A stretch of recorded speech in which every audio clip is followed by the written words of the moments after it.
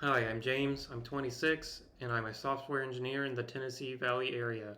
Welcome to my financial journey in YNAB, where I am budgeting my first paycheck in July. I'd like to take a moment to thank you guys for your feedback on my last videos. Thank you for your comments regarding this a holding category versus budgeting in the month ahead. For now, I feel I want to do 50-50 on that. That'll be half of the remaining ready to assign to going towards the hold category, and the other half to assign to the month ahead. I think I really like the idea of committing funds to meeting future targets. I don't have to worry about that in this video. I've got tons of targets to reach, so there's likely no excess to even consider that. Also, I'd like to take a moment to talk about a mistake I've made this week, a financial blunder, if you will. I transferred out more of my checking than I should have to a high yield savings account.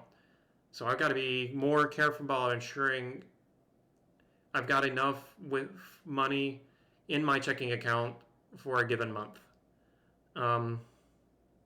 It was frustrating, particularly that YNAB showed I had money within my budget to do stuff, but not really, because the money wasn't where I wanted it, and I couldn't otherwise spend for my checking.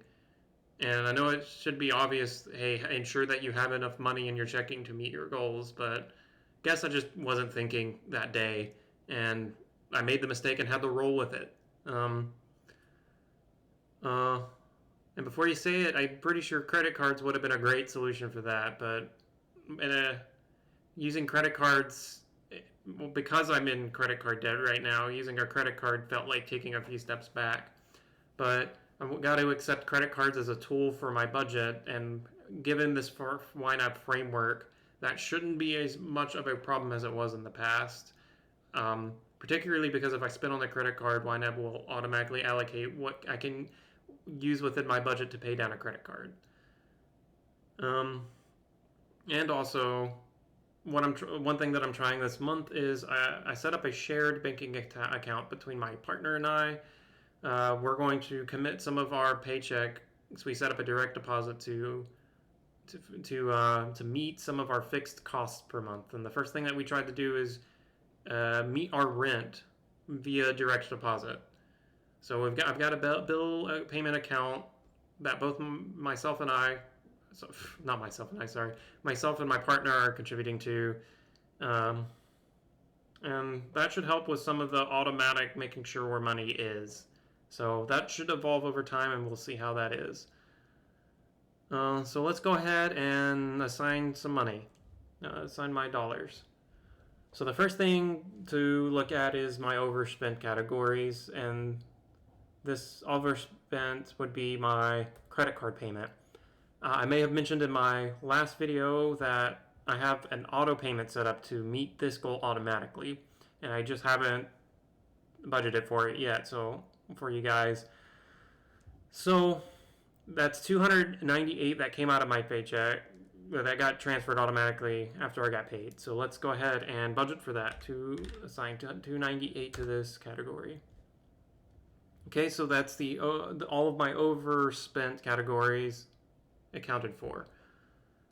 So let's look at needs. The first need I want to address is my groceries. So, and I want $300 per pay period seems appropriate. Before I was doing $400, and that seemed greater than necessary. So we're gonna do $300, and rolling with the punches if we end up going over. So that would be, if I want that to go back up to 300 minus what's already there.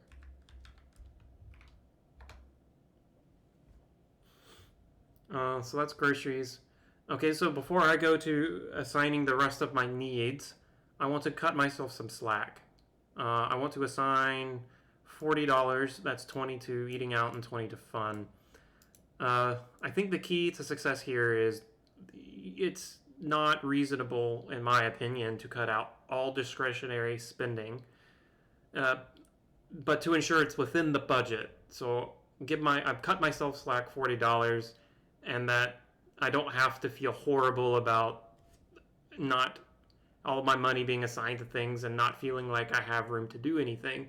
So I do think there is room. If you have room, please do spend a budget for your discretionary spending. So I'm going to flip over first to my want view, and that's the Yum Fund. I want to put this back up to 20, and my Fun I want to add back up to 20. So it's 20 minus what's already there. Okay, so I'm cutting myself some slack within this period. So let's proceed with defining the rest of my needs. And so what I want to do here is ask what must be met before I get paid again.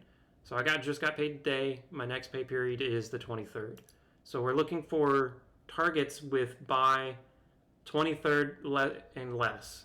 So let's, not including Spotify. Spotify has already been accounted for. So this is the 7th of next month. So we're looking for other categories that have dates that is less than the 23rd. And I suspect, and that looks like Gym Monthly, my auto loan, and what else? I think that's it. Before I go any further, I did forget to account for my direct deposit of $850 to my bill account. So go ahead and assign that to rent before I proceed. Okay, that's Gym Monthly and auto loans. I think those are the only two categories within the need view that has a due date before the 23rd. It's not uncheck rent. So let's add. So now those targets are funded.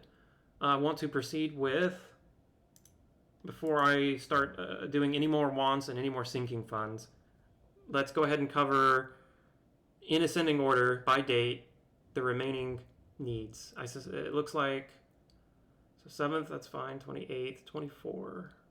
I think the 24 is the next thing up. So we're going to do my student loans, get that got covered. So 20, now what's next? 27, 28, 29, 28, 27. Let's get this phone covered. And that's 56 remaining. So now the 28th. So we're splitting the remaining 56.62 between the bills that are due on the 28th. Let's get that and add the remaining here. 56.62. Sorry, let's undo that. Let's do that right. In insurance policy 53.62. Okay. And I think that will do it for the money assigned here. Let's recap. I added $850 because my direct deposit is set up to meet my rent goal every 2 pay periods. So that's $850 into rent. Followed by groceries. I got my groceries category back up to $300. Cutting myself some slack, budgeting $40 this period for discretionary spending, including eating out and having fun. Check. And the rest of my needs. I didn't cover all of my needs within this pay period. So I'll have to come back and ensure all of my needs are met by the 23rd. But what I think what I've answered was, have I covered everything I need to before the next pay period? And I think the answer, from my understanding, what I've just done is yes. I may have to sit down and re-review it, but I feel like I've met everything so far. So I'm not going to assign any to my sinking fund, but I do want to go into the sinking view and just talk about it briefly. A commenter suggested that they added the month due date after their category name, and I really like that idea. So thank you for commenting that. Doing this should help me be more aware of when to transfer out of my high yield savings back into my checking. So I'm going to keep doing that. There are some that don't have the months due yet. So I'll have to go back and fill those in as needed. And so, yep. One other thing I want to talk about in the sinking fund is my partner. In addition to the shared bill payment account, we also set up a shared joint savings account, and that's high yield. Um, the biggest shared goal that we have right now is house down payment, and so what we're doing is any money that is going into that high yield savings account is getting assigned to this house down payment category.